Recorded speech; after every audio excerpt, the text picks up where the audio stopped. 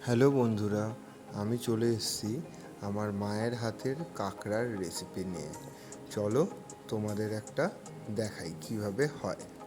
প্রথমে গরম তেল নিয়েছি, ওতে একটু হলুদ দিয়েছি, তারপরে আলুগুলো যেগুলো কুচো করে রেখে কেটেছিলাম সেগুলো গরম তেলের মধ্যে আমরা ভেজে নিয়েছি।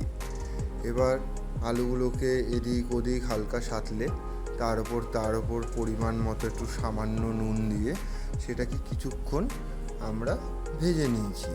ভাজার পরে কাঁকড়াগুলোকে, যেগুলো কাঁচা কাঁকড়া ছিল সেগুলোকে ভাজার জন্য আলুর সাথে একবারে আবার আমরা ভেজে নিচ্ছি।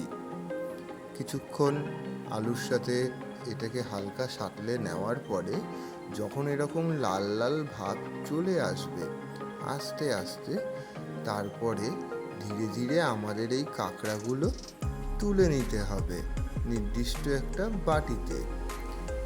আমরা কাঁকড়াগুলো তুলে নিচ্ছি। এরপরে আমরা কাঁকড়া তুলে নেওয়ার পরে সামান্য একটু তেল কড়াইয়ের মধ্যে দিয়ে তাতে এলাচ, দারচিনি, গোটা জিরা, তেজপাতা হালকা ফোড়ন দিয়ে ভেজে তারপরে তার মধ্যে আমরা কেটে রাখা পেঁয়াজ কুচি, যেগুলো আমরা এর মধ্যে দেব।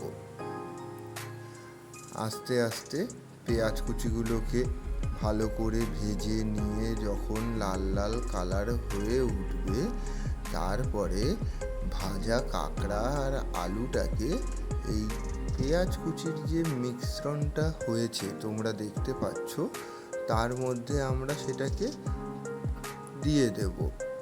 এরপরে দুটোকে ভালো করে মিক্সিং করে কাঁকড়া, আলু, পেঁয়াজ কুচির যে পেস্টটা হয়েছে, আমরা যেটা বানিয়েছি, সেগুলোকে সবকটাকে ভালো করে মিক্সিং করার পরে সামান্য একটু জল দিয়ে নুন দিয়ে তারপরে হালকা ফোটাতে হবে এটাকে।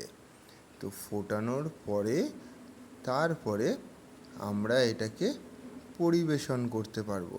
মাঝখানেও কিছু কাজ আছে, একটু তাড়াতাড়ি বলে ফেলেছি। তো এই এখন দেখলে তোমরা আমরা জল দিলাম, এটাকে হালকা একটু স্টিমে ফোটানোর পরে সামান্য একটু ঘি দিয়ে পরিমাণ মতো অল্প একটু, তারপরে এটাকে আমরা পরিবেশনের জন্য প্রস্তুত করে নিয়েছি মোটামুটি। তো কাঁকড়া আমাদের আস্তে আস্তে পরিবেশনের জন্য রেডি। এবার কাঁকড়ার চেহারাটা যেটা আমরা রান্না করেছি এই হচ্ছে।